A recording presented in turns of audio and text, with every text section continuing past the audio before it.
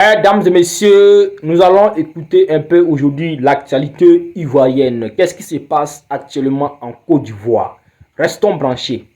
À Chikangongoli, la vérité vient encore de tomber. Écoutez ça très attentivement. L'heure est grave, car le masque est tombé sur les intentions d'Adjoumani après que Ouattara soit enterré dans la stricte intimité, dans une note vocale explosive qui circule où le manteau et que les services... L'heure est grave, car le masque est tombé sur les intentions d'Adjoumani après que Ouattara soit enterré dans la stricte intimité, dans une note vocale explosive qui circule sous le manteau et que les services de renseignement tentent, les dozos d'Adjoumani tentent désespérément de supprimer Photocopie qui s'est autoproclamé remplaçant de Ouattara.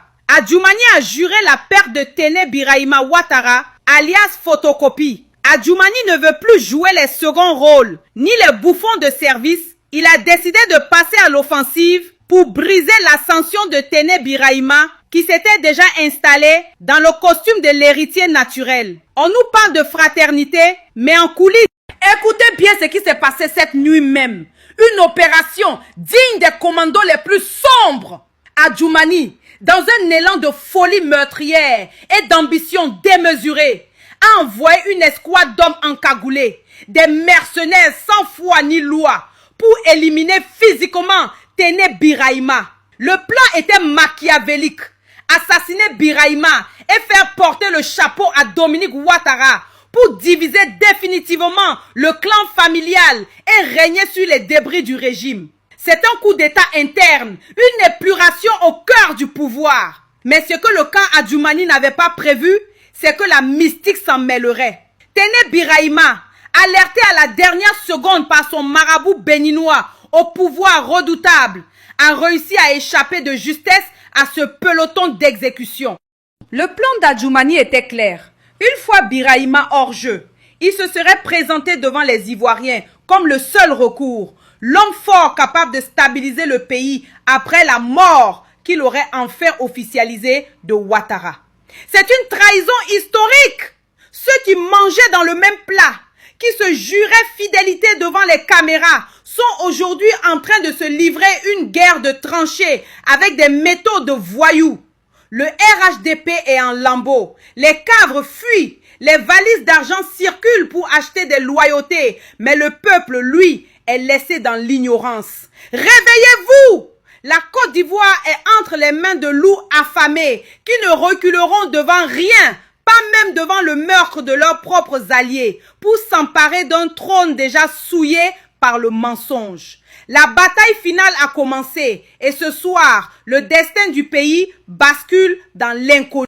La Côte d'Ivoire est devenue une véritable cage d'acier pour Téné Birahima, celui que l'on croyait intouchable, le tout-puissant ministre de la Défense, aujourd'hui réduit à raser les murs de sa propre résidence. Adjoumani ne s'est pas contenté de menaces en l'air. Il a activé ses réseaux dormants, ses milices de l'ombre et ses fidèles infiltrés dans chaque corridor, chaque poste de douane et chaque aéroport du pays. À l'heure où je vous parle, plus un seul moustique ne sort d'Abidjan sans l'aval du brave Tchè qui a verrouillé les frontières terrestres et maritimes. Birahima est pris au piège, comme un rat dans un labyrinthe, surveillant chaque ombre, chaque bruit de moteur, conscient que sa vie ne tient plus qu'à un fil et aux prédictions de son marabout béninois. C'est la fin d'un mythe, l'effondrement d'un empire bâti sur le sable mouvant de la trahison. C'est un spectacle absolument pitoyable et écœurant de voir ces gens qui se pavanaient hier encore comme les maîtres absolus de l'Afrique de l'Ouest se déchirer les entrailles pour les restes d'un pouvoir agonisant. Le RHDP n'est plus qu'une carcasse que les vautours se disputent avec une sauvagerie sans nom. Adjoumani a sorti ses griffes et montre son vrai visage, celui d'un homme prêt à tout, même à transformer la Côte d'Ivoire en champ de bataille personnel pour empêcher le petit frère du défunt de s'asseoir sur le trône. Il a placé ses pions partout, de Boundiali à San Pedro, isolant Birahima du reste de ses troupes loyalistes qui, sentant le vent tourner, commencent déjà à retourner leur veste pour sauver leur peau. C'est le sauve qui peut généraliser la débandade dans les rangs de ceux qui se croyaient éternels. Pendant que Birahima tremble dans son bon cœur, Adjoumani peaufine son coup de grâce, convaincu qu'il est désormais le seul maître à bord. a réussi l'impensable. Neutraliser l'appareil sécuritaire de l'État pour le mettre au service de son ambition démesurée. Comment en sont-ils arrivés là? Comment ces frères de restaurant ont-ils pu passer du champagne au fusil d'assaut? La réponse est simple. La soif de pouvoir rend fou. Le peuple ivoirien doit ouvrir les yeux sur cette mascarade sanglante. On vous parle de développement et d'émergence. Mais la réalité, c'est cette guerre de tranchées où les cadavres ne sont plus cachés. Où la vérité sur la mort d'Ado éclatera bientôt sous la pression des balles. La tension est à son paroxysme. Le pays est en apnée.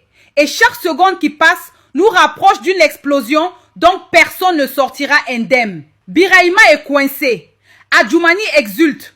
Et le RHDP est en train de s'auto-détruire sous nos yeux dans un bain de haine et de sang. C'est le terminus. Tout le monde descend. La fête macabre est terminée.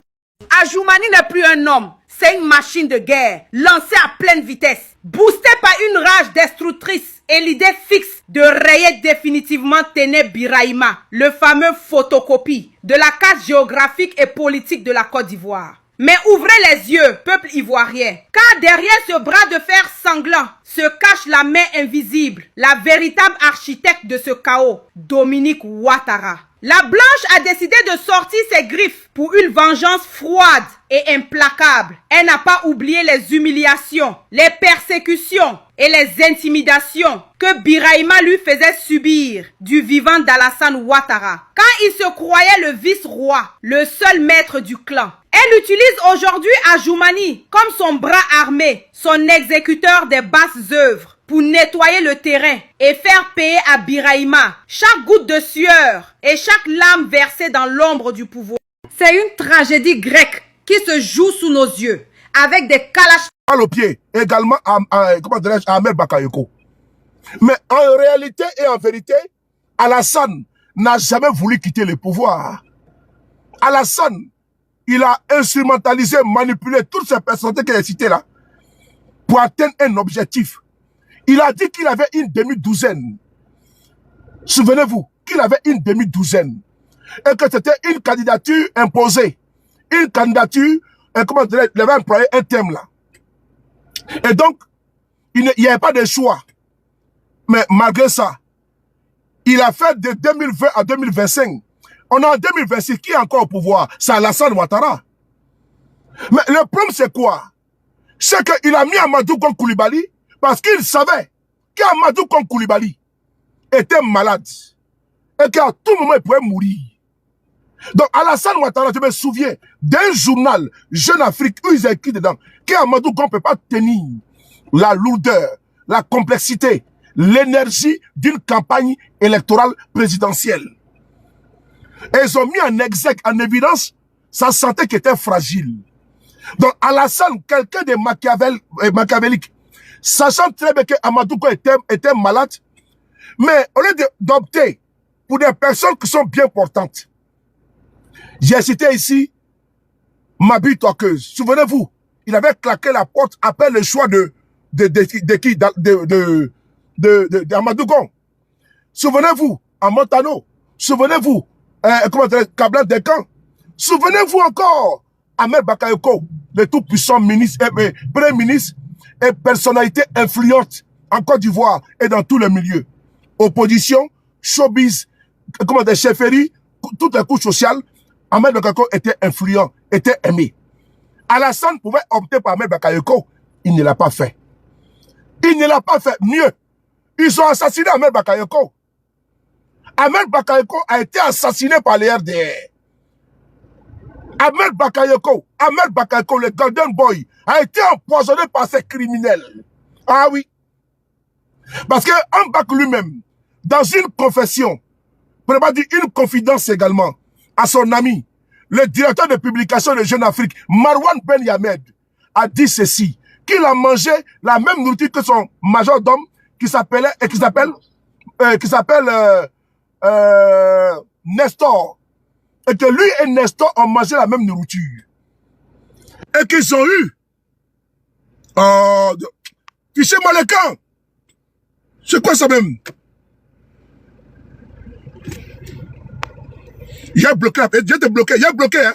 J'ai bloqué.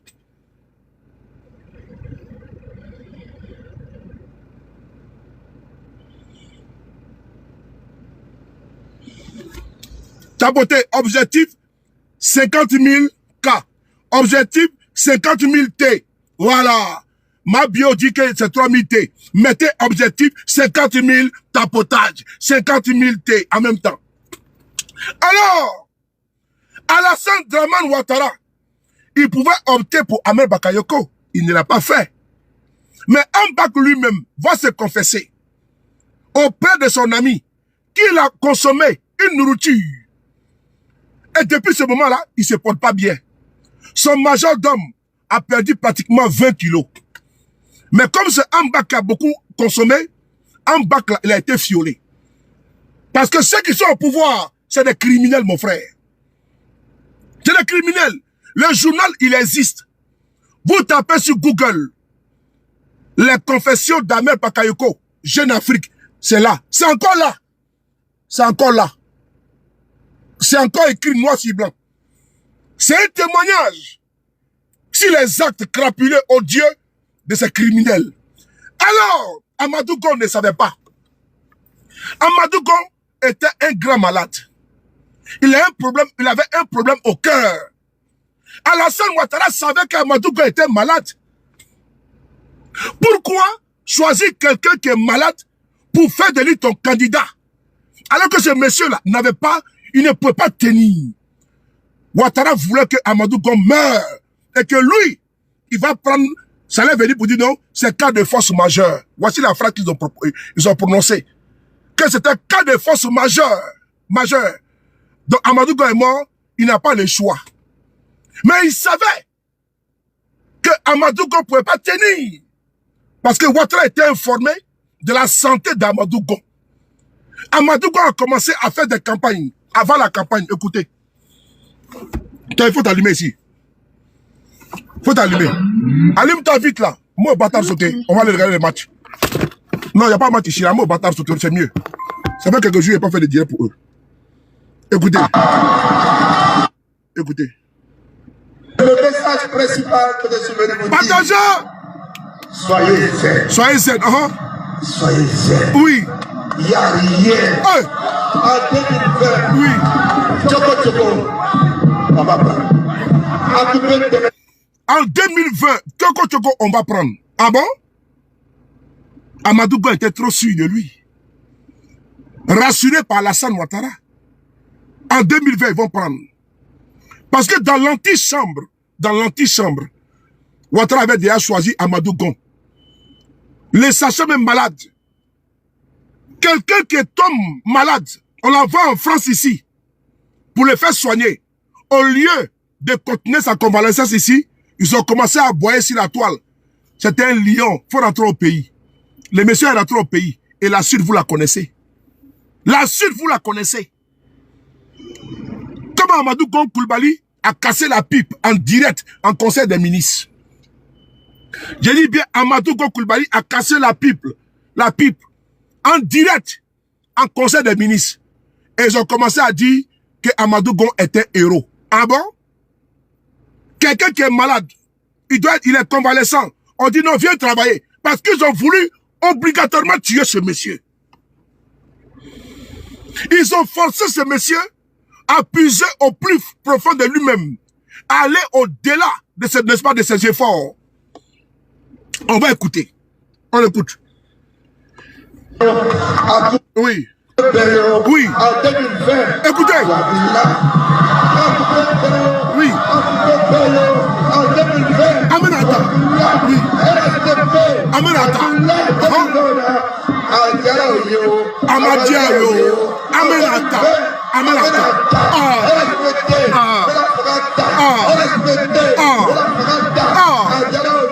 Amadiayo. Aminata. Aminata.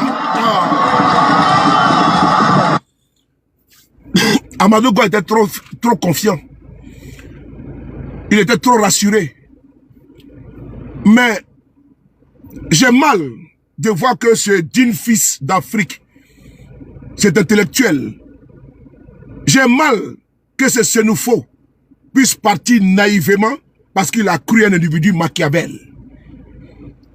Alassane Ouattara n'a pas d'amis. Il n'a pas d'amis. Il a utilisé le président Bédié et paix à son âme. La suite, vous la connaissez. Il a utilisé Guillaume Soro. La suite, vous la connaissez. Il a utilisé Anaki Kobenan. La suite, vous la connaissez. Il a utilisé Ambak. La suite, vous la connaissez. Il a utilisé Kabla Dekan. La suite, vous la connaissez. La suite, vous la connaissez. Sans saluer le gourou. La lionne, comment tu vas? Zié. Il a utilisé ces personnes-là. Alors, dans mes balades YouTube, je suis tombé sur une vidéo. Une vidéo où, sur France 24, on nous informe qu'Alassane Ouattara savait que Amadou Gon était malade. Et que ce n'était pas un bon choix de faire de lui le candidat du RHDP. On va écouter la vidéo. Oh, j'espère qu'il y a moins ça ici. Oh, elles sont là. On va écouter la vidéo. Je vais télécharger dans mon Telegram et puis on va écouter. Alassane Ouattara savait qu'Amadou Gon était malade. Mais il a fait de lui son candidat.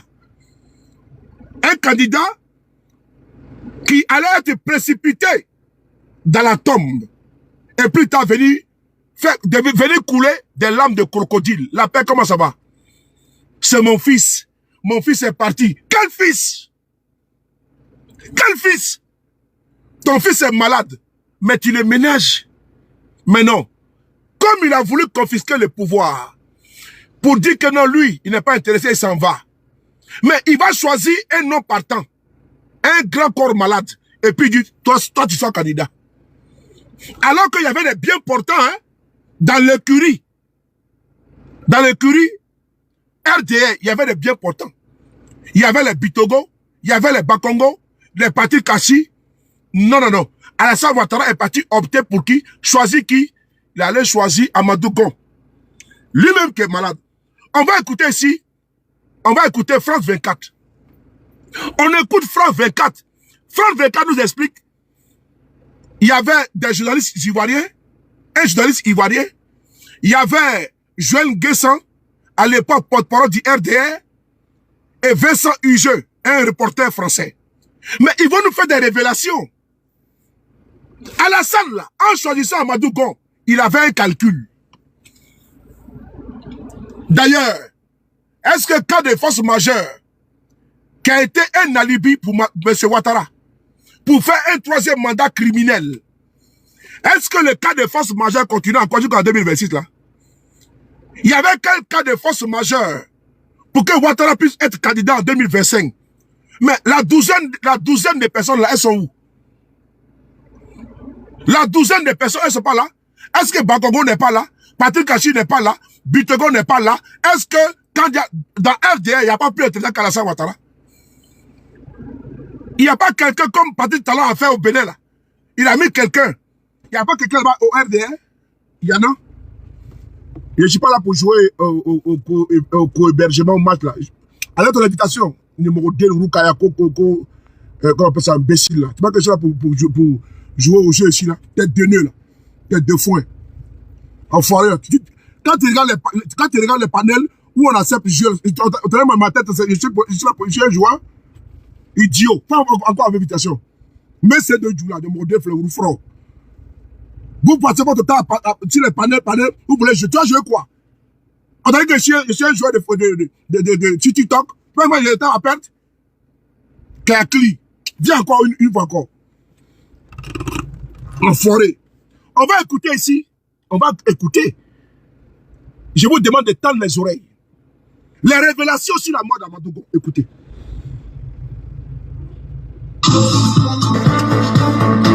Voilà. Bienvenue dans le débat de France 24. C'est un drame qui frappe de plein fouet la Côte d'Ivoire. À moins de 4 mois de la présidentielle, le pays vient de perdre son premier ministre et candidat désigné du parti au pouvoir. Oui. Amadou Gon Coulibaly s'est éteint après un malaise cardiaque à l'issue du Conseil des ministres hier. Au lendemain de sa disparition, tous ou presque saluent sa mémoire, à l'image du respect qu'inspirait à la classe politique celui qu'on surnomma le Lion. un deuil lourd de menaces à l'approche d'un scrutin pour lequel rien n'est réglé. Au contraire, la disparition d'Amadou Gon Coulibaly risque bien de relancer les spéculations dans un pays où, on le sait, l'histoire récente des rivalités politiques n'inspire pas particulièrement à l'optimisme.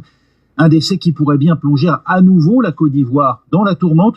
On en débat avec Georges Jacquat. Bonjour, vous êtes secrétaire général adjoint. Bon, il a présenté les gens, mais je vais avancer un petit peu. On l'appelait le lion. Ils ont fait croire à Amadou Gon qu'il était un lion. Et donc, comme il est sorti des maladies, il est un lion, il peut reprendre automatiquement le boulot. Comment quelqu'un qui sort d'une lourde opération et qui a besoin de se reposer, on lui dit, c'est qui encore ce bâtard? On lui dit que tu peux aller bosser. Il est quitté en France ici pour aller en Côte d'Ivoire. Amadou Gon est tout asséché, tout amaigri. On dit non, tu es un lion. Il faut venir en conseil des ministres. C'est en conseil des ministres que le monsieur est tombé.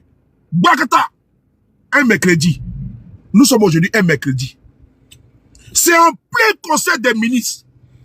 Tellement qu'il voulait forcément que le monsieur crève. Ils l'ont forcé pour qu'il quitte la Paris pour aller à Abidjan. Ils ont fait une mascarade de cérémonie d'accueil. Le monsieur était souffrant. Ils l'ont forcé, il est rentré. Laissez-le va se reposer à Korogo. Laissez-le va se reposer à Abidjan. On dit non, tu es un lion. Conseil des ministres, pap, le monsieur meurt. Ah non, ils sont méchants. Hein. Ouattara est méchant. Conseil des ministres en direct. Quelqu'un qui sort d'une opération, on ne le laisse pas se reposer. On dit viens, automatiquement tu vas travailler. Parce qu'il ne voulait pas que le monsieur atteigne octobre 2025 et 20. Parce qu'il y avait un agenda, il y avait une date butoir. Et après, on va nous dire non, on n'avait pas le choix. Oh, fichez-moi les camps, c'est quand même. C'est quoi ça même?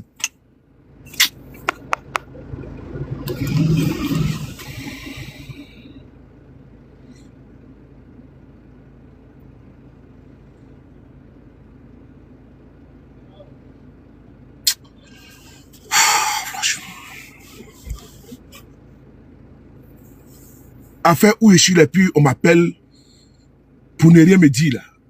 Je suis là, personne m'a appelé, je lance mon live, on veut me déstabiliser. Ça c'est les satanistes. Voilà. Le feu sur vous. J'ai pris sur votre âme. Que votre démon aille loin de moi. Attendez, je vais prendre le chapelet.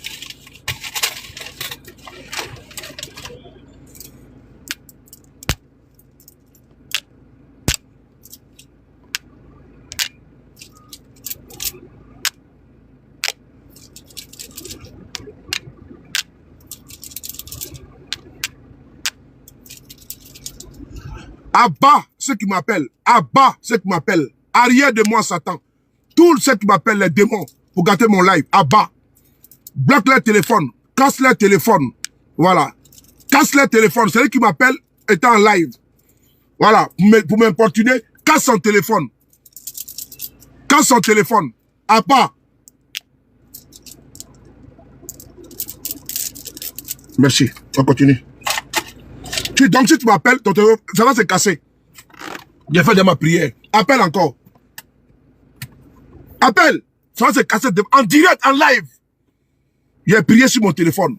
Donc, s'il y a un appel qui rentre, un appel malveillant, c'est la main puissante de Dieu qui bloque ça en même temps. L'épée, le bouclier, ça te neutralise ton téléphone. C'est-à-dire que quand tu lances appel sous le Paris, tu attends, ton téléphone se casse en même temps. On continue. On va écouter l'interview. On va avancer. Porté sur les investissements publics dont il a été un acteur éminent dans la période écoulée. Le gouvernement, jusque-là, je pense, n'a pas joué le jeu de la transparence. Ici, c'est un journaliste ivoirien. Écoutez-le. On l'appelle André Sylvain Conan. Écoutez ce qu'il va dire à la mort d'Amadou Gon Coulibaly. André Sylvain Conan va charger le gouvernement de Ouattara. Écoutez bien. Et va expliquer ce que je suis en train de développer ici. Et plus tard, Vincent Hugeux va encore enfoncer le clou sur les circonstances de la mort d'Amadou Gon. Ça là, on ne peut pas laisser passer ça là. Voilà. C'est ce qui est important, les vrais sujets. On va écouter André Sylvain Conan. Voilà. On y va, monsieur, venez. Parce que même si aujourd'hui tu es devenu un sardinat, on va vous écouter. Au pays depuis peu, il avait passé près de 2 mois en France hospitalisé en raison déjà d'un problème cardiaque. On le pensait tiré d'affaire. Est-ce que c'est une surprise ou est-ce qu'on malgré tout... Écoutez bien, les journalistes disent qu'il a passé 2 mois en France pour un problème cardiaque. Expliquez-moi, comment quelqu'un... Cette vidéo, c'est pour vous dire que M. Ouattara, là, il a la boulimie du pouvoir. C'est quelqu'un, après toutes ces années au pouvoir, toutes les stratégies pour atteindre le pouvoir. Et il n'a jamais eu la volonté de quitter le pouvoir. Et certains ont été sacrifiés sur le chemin de son ascension au pouvoir d'État. Et une victime, l'une des victimes, c'est Amadou Gon Coulibaly, qui a mis sa santé en jeu en croyant à Alassane Ouattara. Alors que Ouattara, là, il n'a pas d'amour de quelqu'un. Il a l'amour que pour le pouvoir, pour les privilèges du pouvoir, l'avantage du pouvoir, les délices du pouvoir. C'est tout ce que Ouattara y pense. Il a voulu être président coûte que coûte.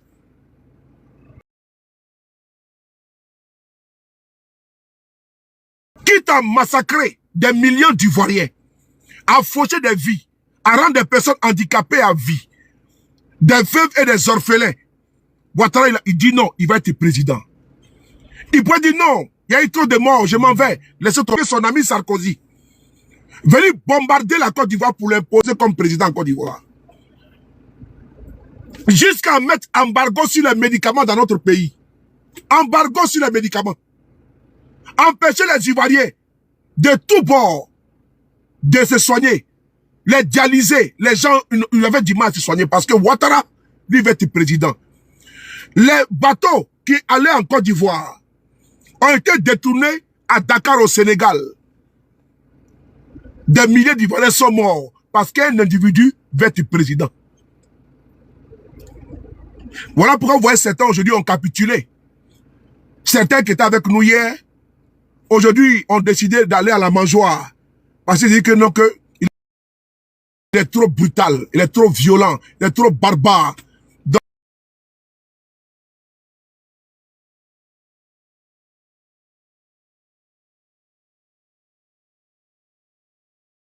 mourir au pouvoir et après on verra. Tous ceux qui se sont retournés aujourd'hui là, non, les démarches c'est tout. C'est leur lâcheté qui les trouble pas un alibi là, c'est tout. Mais pour eux là, le monsieur est tellement violent, il est tellement brutal, il est tellement barbare. Mais pour certains, je peux dire qu'ils ont raison.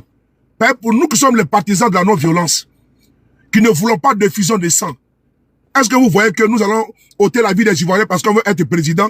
Nous ne sommes pas dans cette aventure-là. L'entreprise mortifère, menace, intimidation, je frapperai ce pouvoir moribond, il tombera, j'ai rentré la Côte d'Ivoire ingouvernable. Tous ces discours guerriers n'étaient pas d'un militaire, mais d'un pseudo-opposant, appelé Dramane Ouattara, qui dans sa quête du pouvoir a utilisé tous les moyens. Je dis bien tous les moyens, jusqu'aux armes, jusqu'aux coalitions internationales pour imposer son hégémonie sur la Côte d'Ivoire. Parce que lui, l'AC de la Côte d'Ivoire, lui a été légué par ses parents.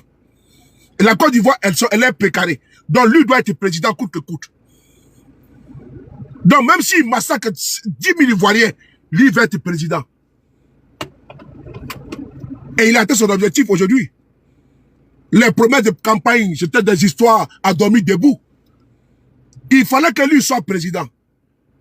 Quitte à aller se coaliser avec le diable. Après, on verra. Est-ce qu'il a fait? Alors, on continue. On va écouter la partie de M. André Sylvain Conan. Un digne fils, il nous faut. Amadou Gon a cru à Alassane Ouattara. La suite, vous la connaissez. On va écouter ce qu'il va vous dire. On y va. On s'attendait à ce que sa santé soit chancelante au retour au pays. Alors, le Premier ministre Amadou Gon Coulibaly, effectivement, était rentré le 2 juillet, à peu près deux mois à peu près de convalescence. Voyez-vous, sa mort plonge effectivement la Côte d'Ivoire, le pays, dans le désarroi. Vous l'avez dit, les autres invités aussi l'ont dit, mais il faut comprendre que ce n'est pas une mort aussi inattendue.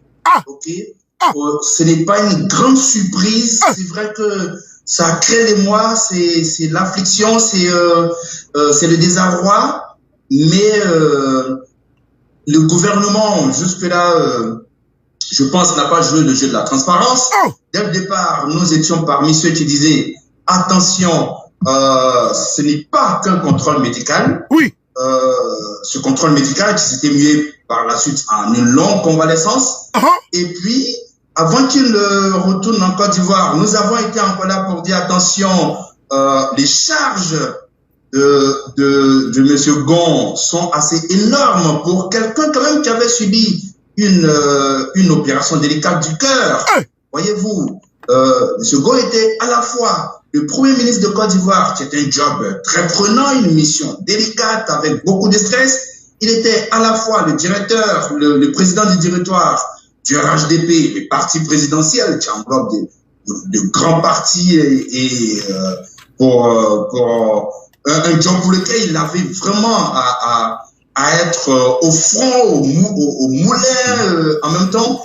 Et de toutes ces charges, on était venu ajouter la charge du candidat à la présidentielle d'octobre 2020.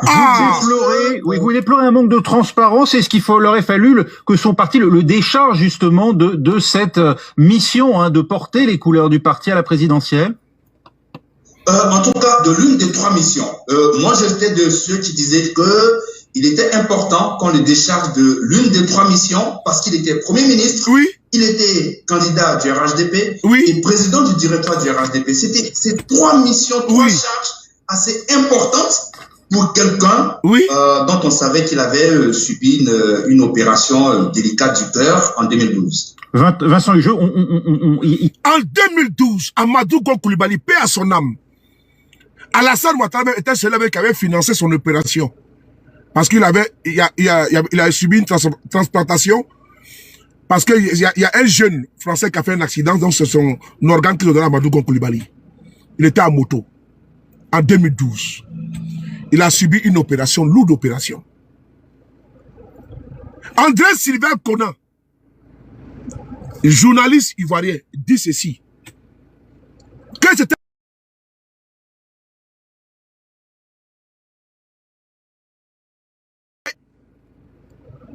et nous on le disait. Comment tu peux choisir quelqu'un qui est malade pour le faire de lui candidat? J'étais ici en Afrique, avait fait une tribune sur ça. Que Amadou Gon ne peut pas tenir la charge d'une campagne. Il était directeur du RHDP. Il était premier ministre. Il était ministre du budget et du portefeuille de l'État. Tous les panoplies, c'était lui seul. Et on vient de le désigner encore candidat à l'élection présidentielle. Ça veut bien que le monsieur est malade. Alassane a voulu faire écrouler Amadou Gon. Amadou Gon est mort parce qu'il a tout donné. Il est mort épuisé. KO, debout. Un mercredi, en conseil des ministres. Il quitte en France. Le gars est malade. Il quitte en France. Après une autre opération, une lourde opération en France, il rentre en Côte d'Ivoire. Laissez le monsieur se reposer. On dit non. Il vient en conseil des ministres encore. Ah, c'est pas la sorcellerie, ça. Ce n'est pas la sorcellerie, ça, mon frère. Quelqu'un qui a été opéré en 2012, une lourde opération, Lui-même, il avait une santé fragile. On le nomme Premier ministre, ministre du budget et du portefeuille de l'État. On nomme président du directoire du RADP. Des fonctions lourdes. Le monsieur même ne doit pas.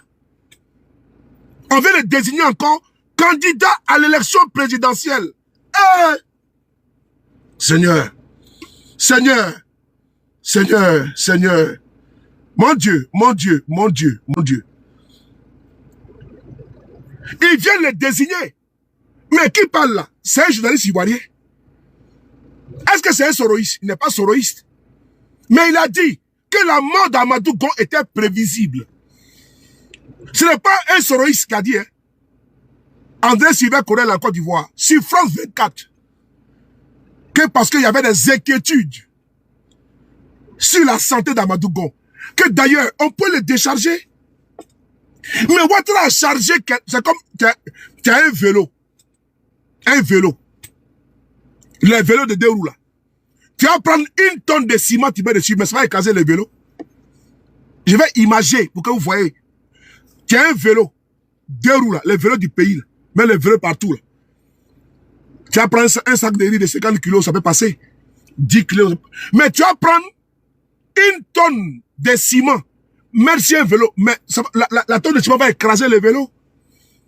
Les charges que le Ouattara a fait sciemment de mettre chez Amadou Gon, et également, outre les charges, la santé du monsieur, Ouattara, il n'avait rien à foutre de la santé d'Amadou Gon. Ouattara n'avait rien à foutre. Ce que Ouattara voulait, qu'Amadou Gon meure, et que lui, il sorte nous dit, c'est cas de force majeure, il est candidat. Cas de force majeure, là, c'était en 2020, non?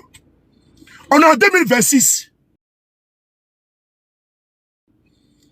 Donc, il a consommé le premier mandat d'Amadou Gon. Le mandat de 2020 en 2025. Maintenant, qu'est-ce qu'il fout encore au pouvoir en 2026? Je répète, le cas de force majeure, là, c'était le mandat d'Amadou Gon Coulibaly.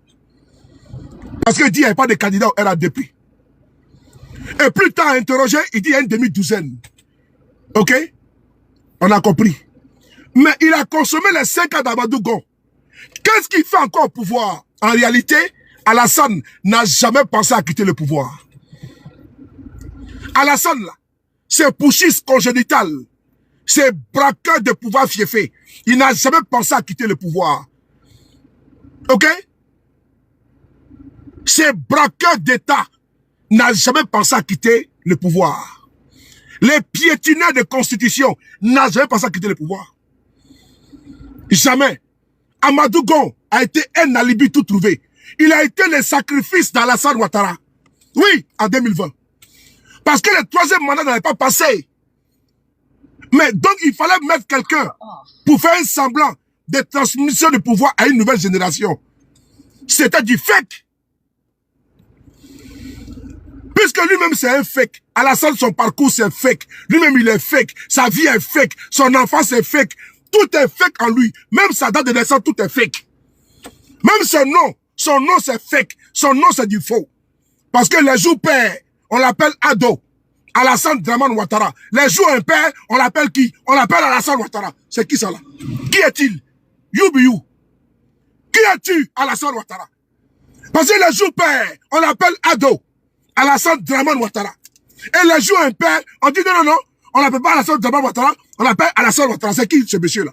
C'est qui lui là? Qui est-il? You be you, qui es-tu? Qui est-il? C'est un monsieur qui est dangereux. Amadou Gon qui a tout donné à ce monsieur. Qui l'a servi aveuglément. Ouattara a sacrifié la vie d'Amadou Gon parce qu'il veut rester au pouvoir. C'est ça le vrai point. Il a sacrifié la vie d'Amadou Gon Coulibaly parce que le monsieur veut rester au pouvoir. Donc il faut mettre Amadou Gon Coulibaly au devant. Et il va casser la pipe en plein conseil des ministres. Et les maudits viennent nous dire que c'est un héros. Il est mort en héros. Ah bon? Quel héros? Il a été sacrifié pour faire le 3e mandat, le 4e mandat de Daniel de deuxième mandat dans le 4e République. Ils l'ont sacrifié pour faire les derniers des premiers mandats, deuxième mandat, des derniers des troisième mandat de 4e République ou 3e République là. Qu'au premier mandat de la quand c'est le premier mandat de la première, de la 3e République. Que c'est le deuxième mandat de la 3e République. Les derniers des premiers mandats de la 3e République, déjà comme ça. Il a sacrifié Amadou Gon. Peuple Senufo, ce que je vous dis là, c'est sur France 24 que des journalistes reconnaissent que Alassane savait que votre fils était malade. Oui. Que Alassane savait. La plus valeur aujourd'hui. Votre fils Guillaume Soro, il est où? Votre fils Guillaume Soro, il est où? N'est-ce pas lui aujourd'hui qui est en exil? Frappé de 20 ans à perpétuité? N'est-ce pas lui qui a pris la rébellion de Ouattara sur sa partie? Il est où? Il est où? Il a utilisé les enfants des gens. Les jeunes du Nord sont morts par milliers parce qu'ils ont pris des armes pour un aventurier, un arriviste. Quelqu'un qui est inconnu dans les bataillons politiques ivoiriens. Ils ont pris des armes pour balafrer le pays, pour s'entretuer pour quelqu'un. Les IB, tout ça sont morts cadeaux. Ils sont morts cadeaux. Amadou Gon, il est mort cadeau. Il a été sacrifié pour un 3e mandat, pour un 4e mandat. Pour ces prévaricateurs, ces voleurs. On va écouter maintenant Vincent Hugeux. Never give, merci beaucoup pour tout. Plénitude, merci beaucoup. Tapoter. Je sais que j'ai en partie au fond. En fait coup de fond. Elle est RDL, laissez-les. Ils sont des survolos. Je suis un sous-marin. On va en profondeur. Nous, on n'est pas dans, comment on va faire de nage. Moi, c'est les gbimi derrière. Donc, les gbimi, c'est l'oiseau rare. Mais quand il veut plonger là, c'est pas bon, hein. C'est sous-marin. Voilà. Et sans ballon d'oxygène. Je plonge à fond dedans. Et maintenant, comment tu as mon cœur? Mais je plonge à fond. Bolou. Celui qui m'a fallu, comment tu vois? Princesse. Moyo. Tambourin. Voilà. Alors, moi, je vais en profondeur. Je sais que, attends, il y a un voyageur à l'esprit. Voilà. On va écouter ici Vincent Hugeux. Si la mort d'Amadou Gon Coulibaly, ils vont pas nous distraire. Ah oui. Moi, je suis concentré, hein. Je suis concentré. Vous, là, quand vous cherchez vos go, là, dès que vous les concentrez, quand vous cherchez vos gars, là, concentration que vous avez, là, c'est ce que moi j'ai aujourd'hui. Voilà. Quand vous cherchez vos gars, vous êtes couché, position de 4 heures du matin, vous êtes concentré, non? C'est comme ça, moi, je suis concentré. En temps! Moi, je ne suis pas distrait, je suis en temps! Voilà! Là, vous savez ça. Je suis en temps! Bati, comment tu vois? Je suis en temps, tiens. Voilà. Le dit! Voilà. Je suis en temps. Voilà. On écoute maintenant Vincent Hugeux sur la mort d'Amadou Gon. La création du FDR. Non, on ne peut pas encore arriver là-bas. Voilà. On s'attendait, on se préparait à un tel événement? Écoutez, pour qui a regardé attentivement les images de son retour, où il a été accueilli avec tous les honneurs, y compris par le président de la République et la première dame et l'ensemble du gouvernement, il y avait quelque chose, au fond, d'inquiétant et d'assez alarmant dans la fragilité qui émanait de lui, y compris lors de son propos. Amadou Gon Coulibaly a été sacrifié. Hier, dans mes balades là, parce que moi, j'ai fait beaucoup de recherches. L'interview là, Vincent Hugeux, c'est là. Il est là. C'est lui qui est là. C'est sur France 24. On lui demande, est-ce que la mort d'Amadou Gon était prévisible? Il va développer. De la même manière qu'André Sylvain a fait. Tout le monde savait qu'Amadou Gon ne pouvait pas. Mais Alassane, devant nous, il a dit Amadou Gon devant nous en direct. Utilisez les gars. C'est comme ton enfant. Ton bébé là. Ton bébé est là. Un bébé de 2 ans. Tu mets sur sa tête un sac de 100 kilos de riz. Mais tu es déjà ton enfant?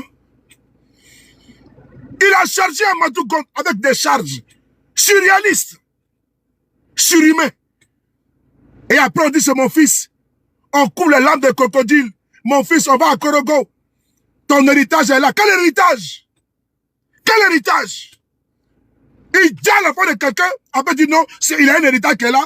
On fait Institut Amadou Gon. Vraiment des conneries comme ça. Que de la distraction. On fait pour rendre hommage à Amadou Gon. Ah bon? Vous avez fini de le dire, de sacrifier à la fin de quelqu'un. Maintenant vous venez, ça dit que des sorciers. Il tue ton enfant et puis il vient au deuil. Il vient pleurer avec toi. Et langue autres. On va s'écouter. Vincent Hugeux.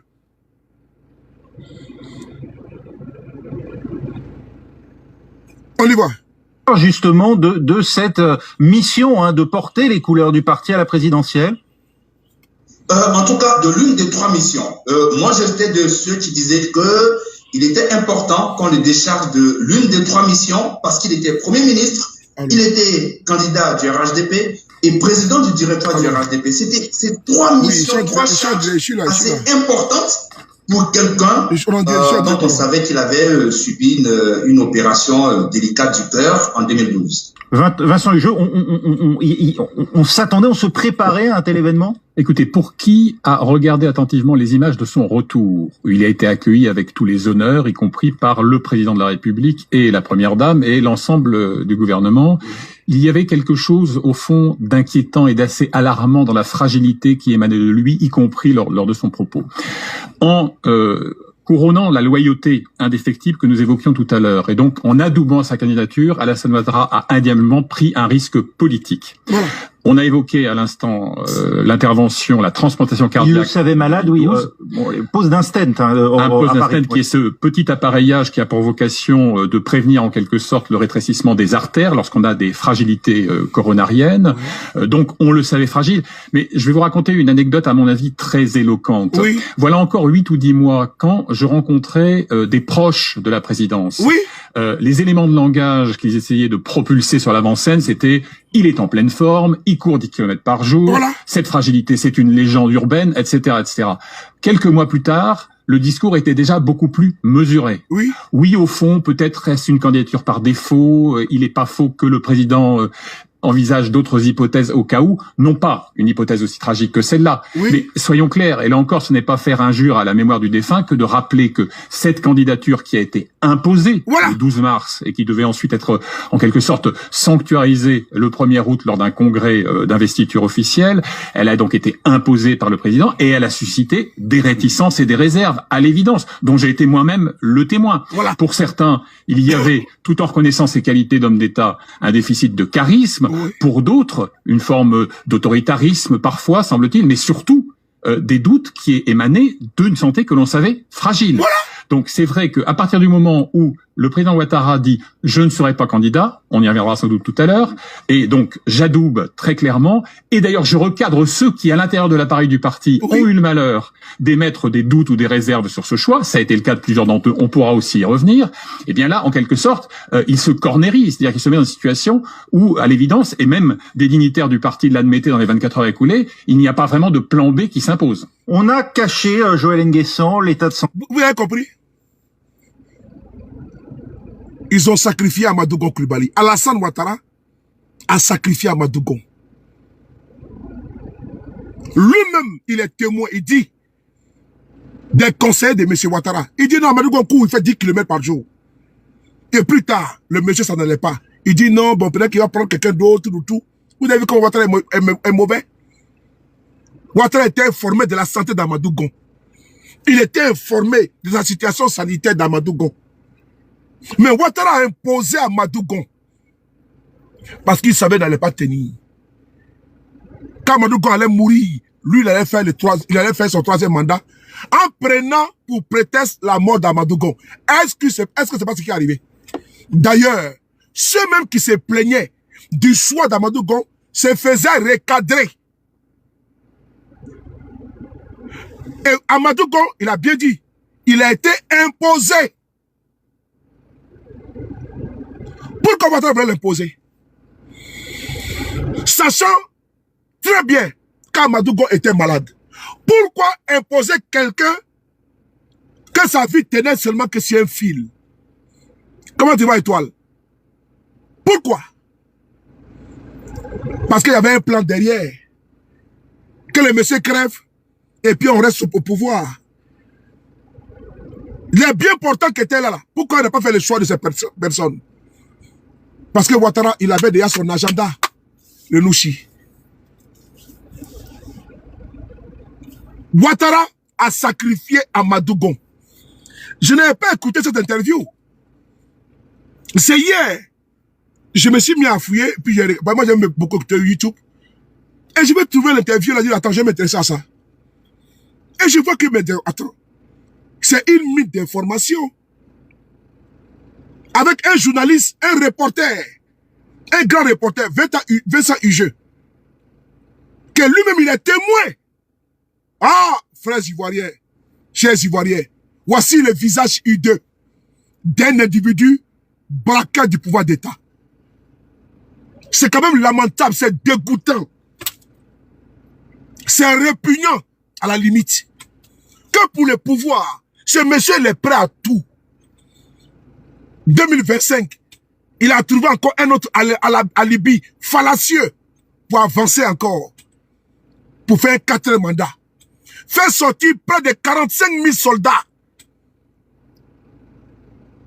Boucler le pays.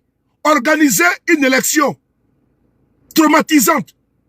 Avec un taux de pourcentage qui avoisine même les 5% ou les 6%. Et après, on vient nous dire qu'il a gagné à 97%. Allez-y comprendre, frères et sœurs. Allez-y comprendre. La partie là, vous allez écouter de Vincent Hugeux. Restons en profondeur. La communication, c'est la profondeur. Celle-là, elle ne bouge pas. À te bouger. Une communication qui est comme un château bâti sur du sable, c'est même pas la peine. Mouvant.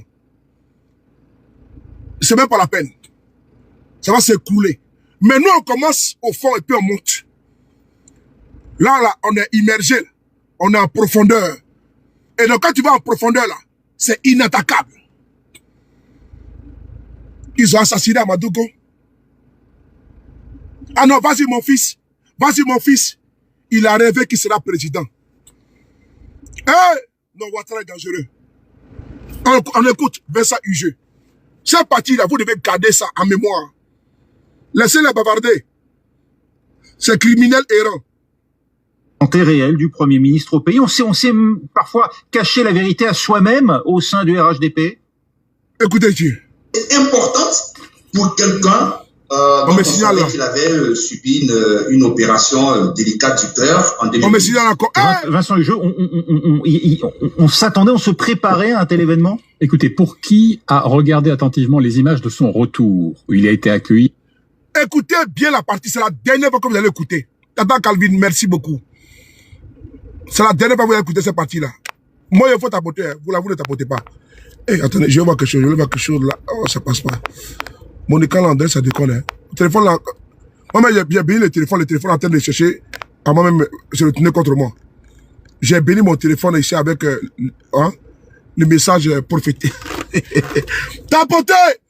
Si tu aimes les gbingbi, partagez. Si tu aimes les youbi youb, tapotez.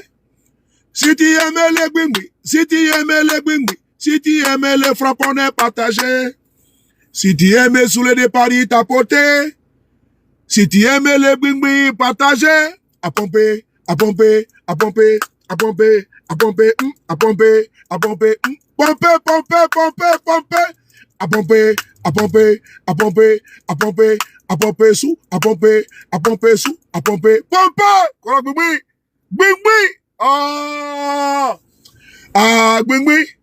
Ah, gbingbi! Ah, gbingbi! Ah, gbingbi! Gbingbi! Ah, gbingbi! Ah, gbingbi! Ça va tuer quelqu'un. L'homme qui est un distributeur de joie, un distributeur de bonheur. Merci les gourous. Un distributeur. Je vous contamine avec la joie, avec le bonheur. Je vous envoie les ondes positives tout le temps. Donc continuez seulement. Oui, c'est que la joie ici. en frappant, en fracassant, en démolissant, en concassant. Tapoter, bing bing, Frotamou, Isaac Wadiva, pomper, à pomper, à pomper, à pomper. Sénégal, bravo Sénégal, bravo! Bravo Sénégal, pomper, pomper, pomper, pomper, pomper, à pomper, à pomper, à pomper, pomper, pomper, pomper, bing bing, à bing bing, pomper! Ouais! Il y en a qui m'ont dit que ça les manque souvent. Donc, il y a ici les distributeurs de joie, les frapponneurs, les fracasseurs, les concasseurs. Quand j'ai fini cette vidéo-là, vous allez voir que j'ai donné du boulot RD. Voilà. Ben, je suis le boss. J'ai donné du boulot RD. Donc, quand il finit ça là, ils vont se mettre au boulot. Voilà. Donc, c'est important. Donc, partagez, pomper, fracasser, démolissez, concasser, à pomper, à FIFA. À FIFA, à Tiedron, voilà. On écoute ici Vincent Hugeux. On l'écoute. Avec tous les honneurs, y compris par le président de la République et la première dame et l'ensemble du gouvernement. Il y avait quelque chose, au fond, d'inquiétant et d'assez alarmant dans la fragilité qui émanait de lui, y compris lors de son propos.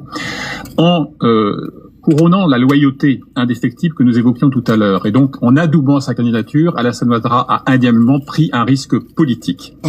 On a évoqué à l'instant l'intervention, la transplantation cardiaque. Il le savait malade, oui. Pose d'un stent. Un pose d'un stent qui est ce petit appareillage qui a pour vocation de prévenir en quelque sorte le rétrécissement des artères lorsqu'on a des fragilités coronariennes. Oui. Donc on le savait fragile. Mais je vais vous raconter une anecdote à mon avis très éloquente.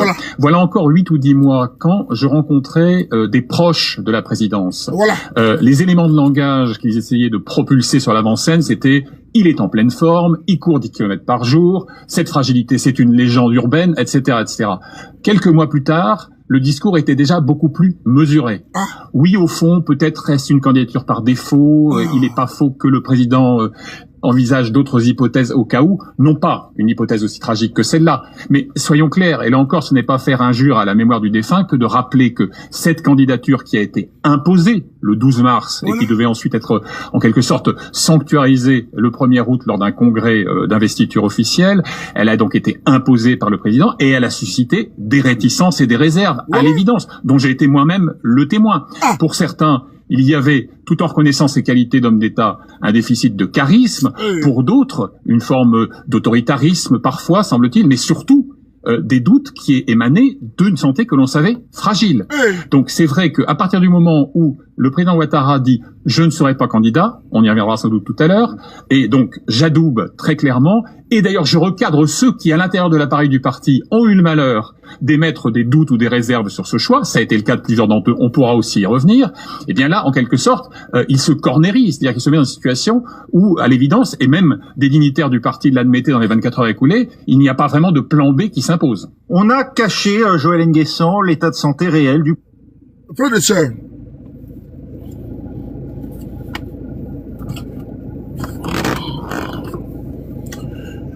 je ne suis pas du tout content parce que cette vidéo, j'ai fait avec beaucoup de peine. Beaucoup de peine parce qu'on n'a pas été entendu, on n'a pas été écouté. Effectivement, comme tu l'as bien écrit, il n'y a pas d'écrit parfait aussi. Frères et sœurs, c'est révoltant. Avec beaucoup de recul,